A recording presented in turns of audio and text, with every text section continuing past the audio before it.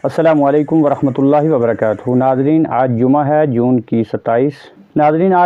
جون کی 27 اور یکم محرم الحرام 1447 ہجری۔ پیش ہیں آج کی اہم سرخیاں۔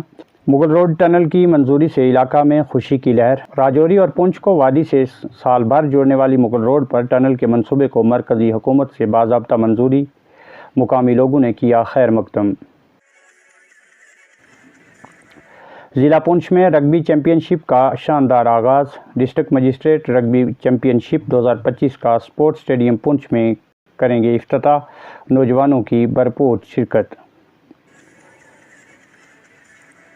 ضلع بھر میں ڈھوکوں میں قائم سیزنل اسکول، عوام کے بچوں کے ساتھ سراسر دھوکہ۔ چند ایک ڈھوکوں کو چھوڑ کر اکثر ڈھوکوں کے سیزنل سینٹر برائے نام صرف کاغذی گھوڑے۔ ڈھوکوں کا آدھا سے زیادہ سیزن ختم، ابھی سینٹر کھل ہی نہیں پائے۔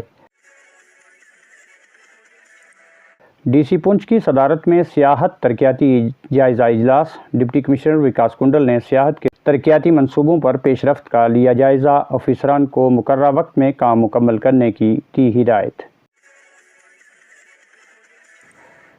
پونچھ سٹی کے ریڈیو اسٹیشن کے قریب بارش ہوتے ہی سڑک تالاب میں تبدیل، عوام کا شدید رد عمل۔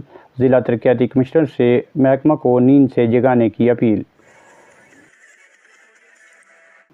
پونچھ میں منشیات کے استعمال اور غیر قانونی طور سمگلنگ کے خلاف منایا گیا عالمی دن۔ ایڈیشنل ترقیاتی کمشنر پونچھ نے سماج میں پھیلی ان برائیوں کے سدباب کے لیے سماجی و انتظامی ذمہ داریوں کو کیا اجاگر۔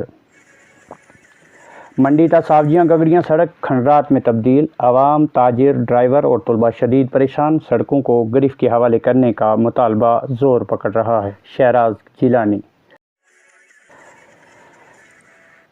مغل روڈ پر ٹنل کو لے کر عوام میں قدر راحت۔ حاجی محمد اشرف نے وزیر اعظم اور تعمیراتی وزیر نتن گڈکری کا کیا شکریہ ادا۔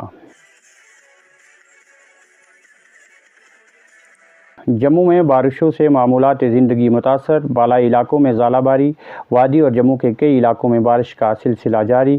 کسانوں کو وقتی نقصان، محکمہ موسمیات نے مزید بارشوں کی پیش گوئی۔ تحصیل منڈی میں محکمہ سوشل فارسٹری کے کلوزروں میں پیڑ پودوں کے علاوہ مزید شجرکاری کی اشد ضرورت۔ کلوزروں کو نقصان پہنچانے والوں کے خلاف محکمہ اٹھائے سخت اقدام، عوام کا رد عمل۔